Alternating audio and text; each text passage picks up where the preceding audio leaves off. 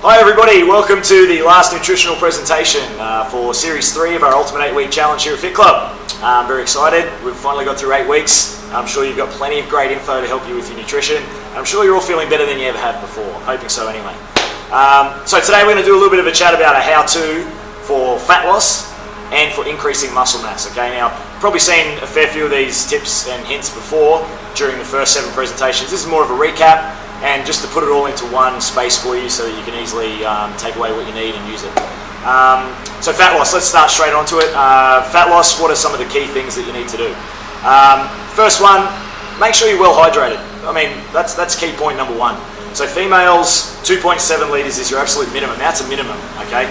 That doesn't mean you can't have more. You can absolutely have more. The more well hydrated you are, the better you'll perform, okay? The better you recover too. Same for the guys, 3.4 litres, all right? So staying well hydrated is key to helping lose that weight, all right? Helps with energy production as well, so stay really well hydrated.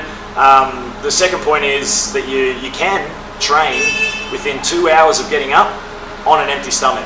That's totally okay, and in fact that will help to utilize more fat as fuel. Alright, so that's another really important tip. The other side to that is that sometimes people feel a little nauseous, can feel a bit sick when they train on an empty stomach. Now if that's you, if that's the case, it is okay to have a very small piece of fruit. A small piece of fruit or a little glass of juice, and then from there that should take away those nauseous feelings and those lightheaded feelings. Just give you a little bit of an energy boost to get you started, and then that way you can then start to utilize fat as a fuel as you work into your session. So if that's all it is, a little bit of juice or a piece of fruit and you'll be right to go. Alright, so just finishing out with fat loss and all of the little key tips that you can utilize. One is to eat lots of small meals. Okay, so you should never be going for 4, 5, 6 hours without a meal and then sitting down to a massive feast. That's not going to help with fat loss at all, and in fact it'll do the opposite, it'll put weight on. So what I want you to really focus on is minimizing your meals, but just having them more often during the day. So we should eat like the kids eat, you know, kids pick, and they pick all day. That's the best way to eat for fat loss. You should be having small meals, just making sure that it's all that healthy stuff. What is the healthy stuff? Refer to weeks 1 to 7, okay? Go back and have a look at that stuff and make sure that you're eating the right foods at the right time of the day, but lots of small meals, okay? That's going to be key. Calorie breakdown wise for fat loss, so you guys probably should be taking in, if you're on a 2,000 calorie diet, 60% of those 2,000 calories should be coming from carbohydrates. Okay, so we go 60% carbohydrates, we go 20% for protein, so 20% of those 2,000 calories should be coming from protein, and then 20% coming from fat. Now there's good fats that you should be taking in, that's where your 20% should come from. So 60, 20, 20 of carbohydrates, protein, and fat. If you have any questions about that, absolutely post them online and we'll get back to you so that I can clear that up for you. But that's the general breakdown for your calories for fat loss. That's going to be optimal for you. The other key tip is carbohydrates. Now they're great, we don't want to cut them out completely, but you do want to do it at the right time of the day so that your body can utilize those fat stores as fuel. So make sure that you minimize your carbohydrates after lunchtime. It doesn't mean you can't have any carbs, but you just want to make sure that from 12 o'clock onwards that you're minimizing that carbohydrate intake, because that's energy food that you're not probably going to use, okay? So we want to be using fat as fuel, not the food you're putting into your body. So minimize carbs after lunch and you'll get more fat loss gains. Okay, let's move on to how to put on some lean muscle tissue.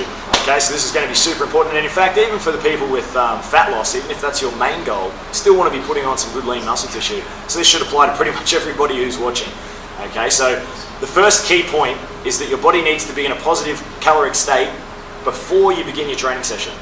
Okay, so you need to have made sure that there's plenty of food in the body before you begin that workout. Otherwise you start to degrade muscle tissue while you're working out, and if those nutrients aren't there ready to replace and restore that muscle tissue, you won't get the gains that you want, alright? So be in a positive caloric state before you begin your exercise session. That's key point number 1. Key point number 2 is that after your workouts, there's a 30-minute window where your body is key and primed to accept those proteins to lay down more lean muscle tissue.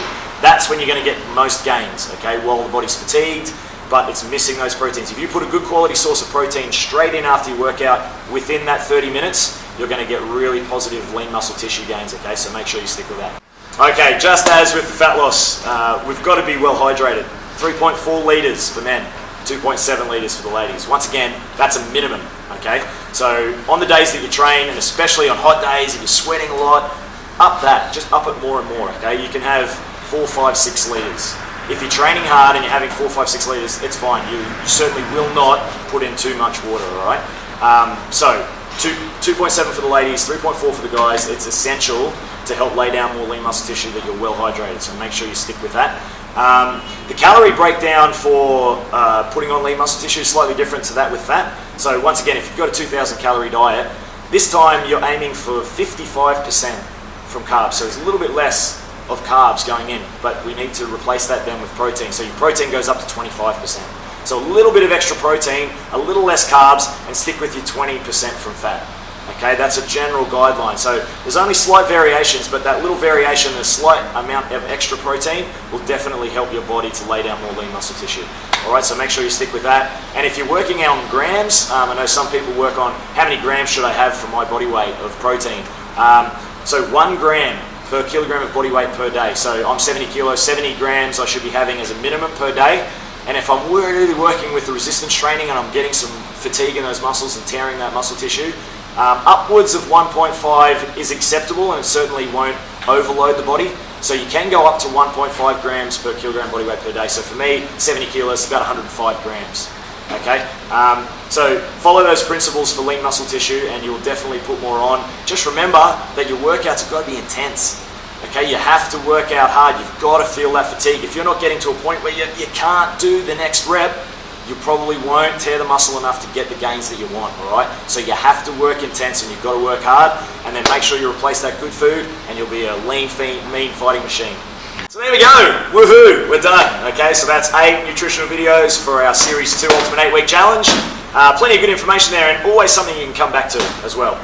So if you're thinking, oh, what do I do with that? Just go back, have a quick look over it, recap that information, and you'll be right to go.